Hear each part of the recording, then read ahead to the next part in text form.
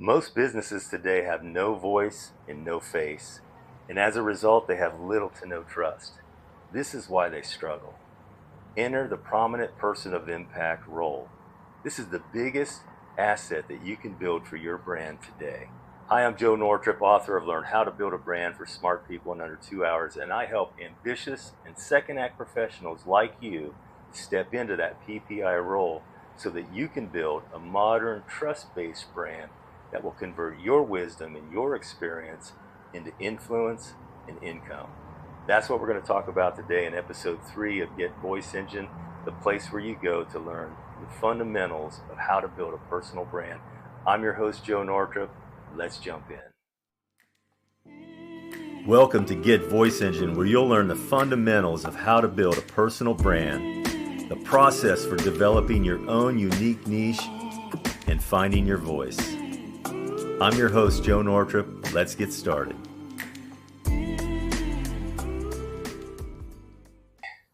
Hey, welcome back to the show. Glad you decided to hang around. So let's get into this PPI thing. So what is a PPI? A PPI is really the voice or the face, really the meaning behind a brand. And that brand can be a personal brand or it can be a small business. It really doesn't matter. But it's that front-facing individual who, through content that has value, is able to relay the values and what a company stands for as far as their philosophy around serving their perfect client avatar, or their ICP, as people like to refer to it today, their ideal client profile. It's really that person that is able to publicly be front facing and through content, whether it's podcasts, public speaking gigs, presentation opportunities, obviously articles would be a part of that, with short video intros. Any of today's media that's consumed that has an audience or would have the audience that you're desiring to serve, that PPI or that front-facing person, that prominent person of impact, would be that person who the consumer would most regularly see and hear as a representative of your brand. So that's what the PPI is. It's really a dedicated person for the purpose of being that front-facing person in this digital trust economy. So why does it work? Why does this PPI role work for individuals and for small businesses? It works because today people have no interest in just following logos. It used to be that if you had a cool logo and it was the only product available, well, people just felt compelled to buy it. That was their choice. Today it's not like that. In the digital trust economy, today's consumer is much more sophisticated and much more demanding. They really want to be able to find a brand and then find the spokesperson for that brand that is able to explain to them in terms they understand and can use about their product or service that they offer. They're looking for credibility. They're looking for somebody that ultimately they trust. So again, people are looking for authenticity. We know that authenticity, this is, brand building has been going on just long enough for us to start to see some metrics come back and see results. And we know that this authentic content being delivered consistently, we know that it produces trust, and trust is what is going to ultimately give you credibility. And credibility, authenticity, and trust are the currencies in today's new digital trust economy.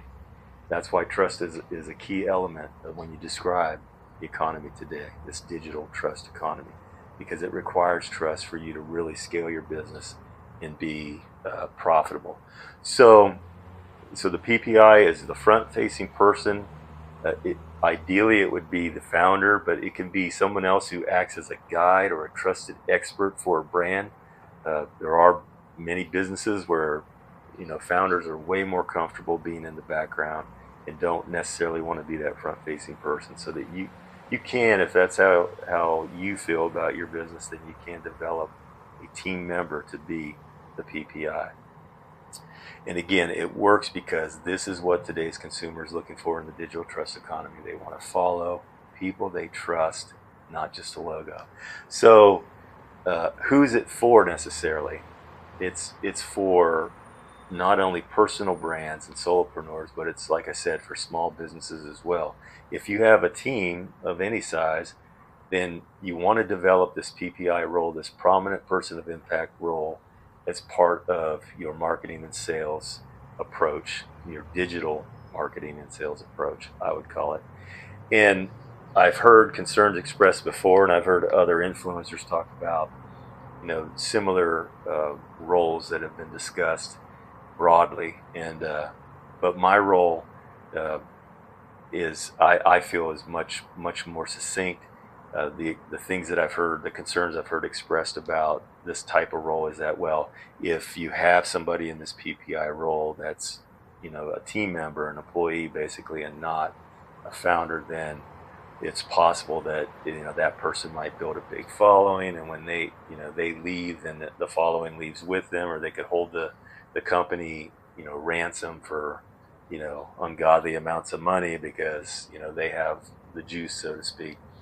But those concerns really aren't relevant. If the PPI role is being developed as it's described in my book in chapter 5, you'll realize that one, the PPI role is supposed to be addressing the concerns and the needs of the client.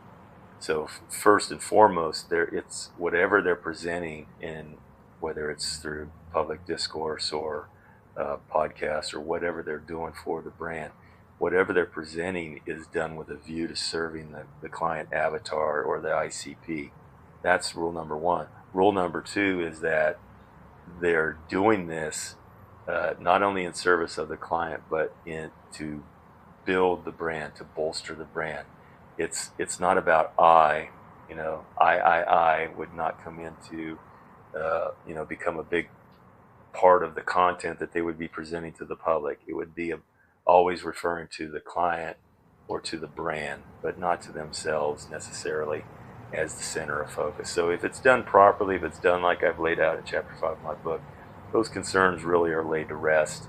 And a PPI, although it is a highly valued role and is a great opportunity for someone to be able to become a PPI for a team, because you could build your resume and really build up a really impressive digital resume that makes you highly marketable. But at the same time, a PPI can be replaced like any team member should the need arise.